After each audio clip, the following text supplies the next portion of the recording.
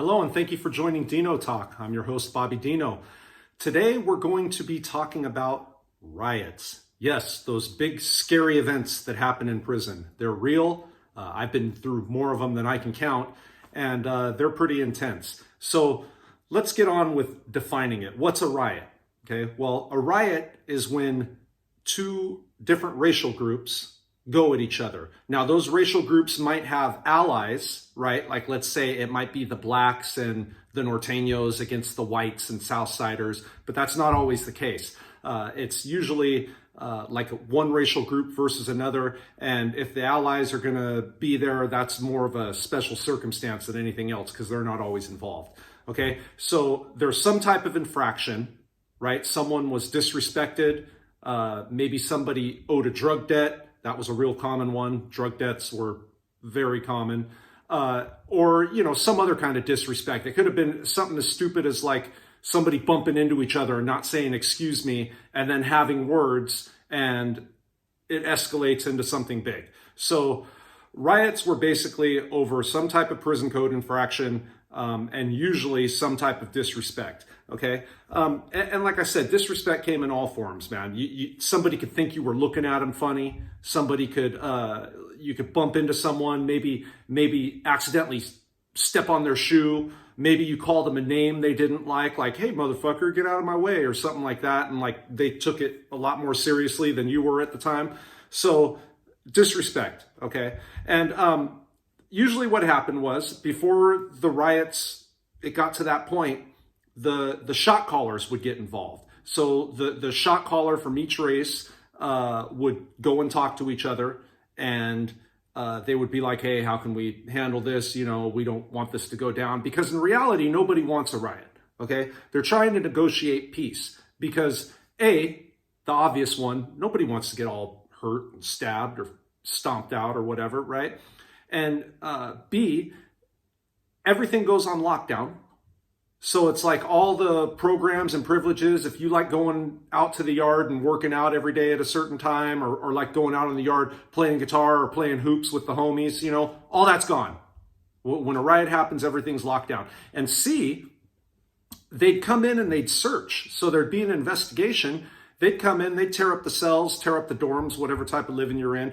And if you had any type of contraband, good chance it was gone. And if it was some bad contraband, you might even get new charges from it. Like if you're holding somebody's drugs or whatnot, or let's say you've got a weapon that they find, you might get some charges. So nobody really wanted a riot. It brought too much heat. Okay.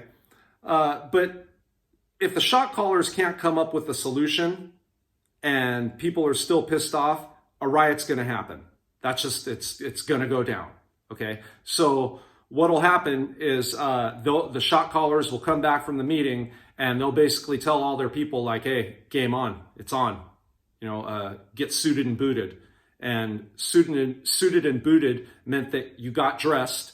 Sometimes if you thought it was going to be particularly bad, you might try and make some body armor. You get some magazines and tape them together around your midsection in case somebody tried to stab you.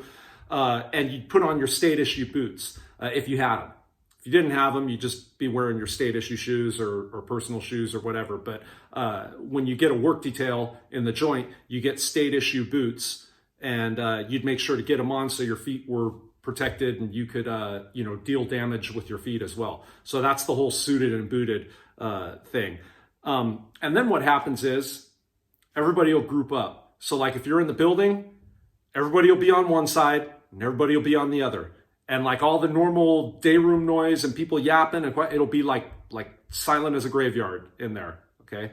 Because they're all getting ready. And the cops know what time it is too. As soon as the cops see something like that, they're like getting on the radio. Hey, we got a situation over here. You might have other cops that come into the building, like to kind of create a presence. Like, hey, we're here. Don't do anything. But sometimes it would kick off quicker than that. So like if the building cops, there'd usually only be like 2 or 3 depending on the shift. If the building cops were in there and something started off, a lot of times what they do is instead of trying to get involved and break it up, they'd go into their office and lock themselves inside. Like they wanted to be safe, man. They didn't want to, be getting stabbed up by a million inmates or beat up or whatever. So they'd do that until the cavalry came. Once the cavalry came, then they'd get out of the office and participate in the cleanup. So when the riot starts, it's like Braveheart.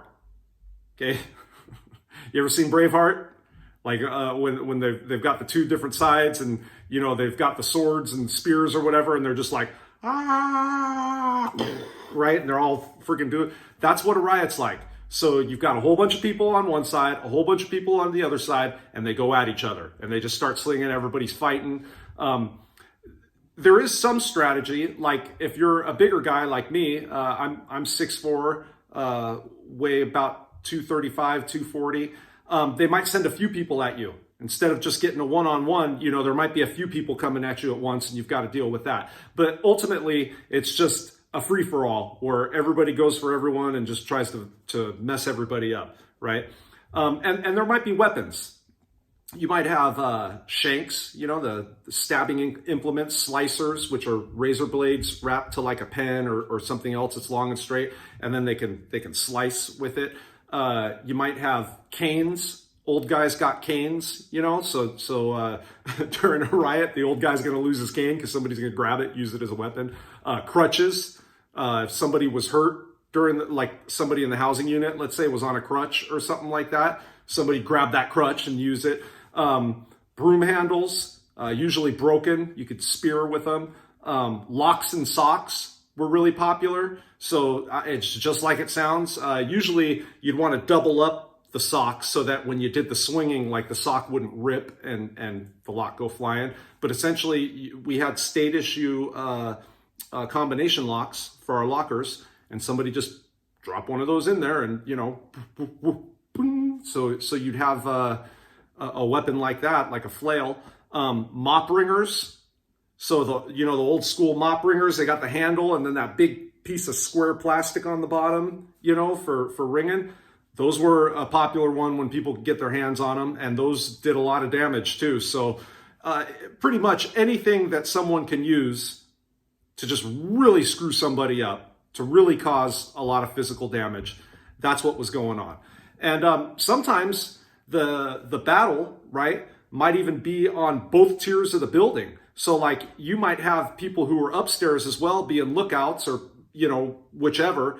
And the fight starts for them up there. People go flying off the tier, just So, or like, let's say someone didn't know it was about to kick off. They're in their dorm or something like that. And the opposing race sees an enemy right there laying on his rack, reading a book like an idiot, and they'll come in and stomp him out.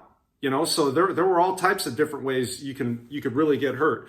Now what happens is eventually the riot will stop, right? And it doesn't stop because everybody's tired. It stops because the cops come in force. They've got a bunch of OC spray or pepper spray. They've got the block guns. They look like there's a cylinder on them, and they shoot these big plastic bullets or blocks. They look like grenade launchers when they come in. They're just like thump, thump, thump, and they shoot blocks into people. What's crazy too is they've got the handheld OC spray, right? That has a little handle on it they could spray. But they've also got these ones, they look like fire extinguishers, right? They've got them in a strap over and they're pointed sideways, and there's a handle like this, and they go whoop, and it shoots an inch stream of OC spray, and it shoots it far too. So they don't even got to be right by it. They could just be like and just like lacing everybody up. So that's pretty gnarly. And when that OC spray happens, even if you're not like directly hit by it, if you're in an enclosed space, right, it circulates the whole building. So even if you're not hit by it right away or any of it got on you, within a minute or two, you're already like, your eyes are running and stuff. And for the cops too, it affects everybody. So it's a bummer. But essentially, they'll spray enough people, they'll order enough people to get down, or whatever. And once everybody's proned out, that's pretty much the end of the riot. Now they'll keep everybody prone till they figure out what the hell's going on, who's who, who's fighting, who's what, right?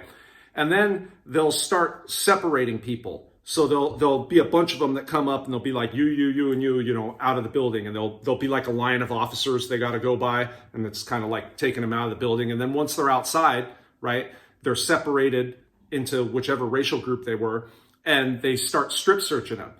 When they're strip searching them, they're looking for any weapons, obviously, but they're also looking for signs of damage to their body. Looking for signs of trauma, you know, the knuckles, the body, the head, you know, they're checking everything, because that's going to tell them whether you were involved in the riot or not.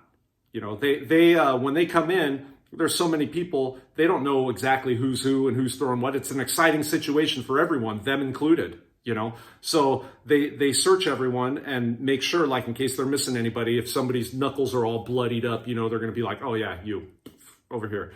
Right? And so once they get all the people, then those people will be sent to the hole. Administrative segregation, ADSEG, the hole. It's all the same thing, right? They'll be sent to the hole because they did something wrong. And however wrong it was, right, they may even get new charges. So like if they really hurt somebody, somebody's in the hospital, somebody's dead, somebody's whichever, and like a cop saw it or they're conducting an investigation on the guy, that guy might get new charges added to him and he might be sitting in the hole for a long time. Otherwise, if it's just a riot and just a whichever, usually they'll go to the hole and after a few days or whatever, they'll send him off to another yard. They won't put them back on the same yard because they're going to assume like there still might be enemies over there, or that guy might have done something like to where the other race is like, oh yeah, remember when that guy was kicking so-and-so in the head? Yeah, we're going to get him. So they'll separate everyone and send them away. Now, obviously, the thing is, don't go to prison, okay? Like I said earlier, I was in more riots than I can count, and it was scary. You don't want to be in a situation like that. You can get really hurt, you can get dead, right? So think about your actions, think about what you're doing, because you don't ever want to wind up in a place like that.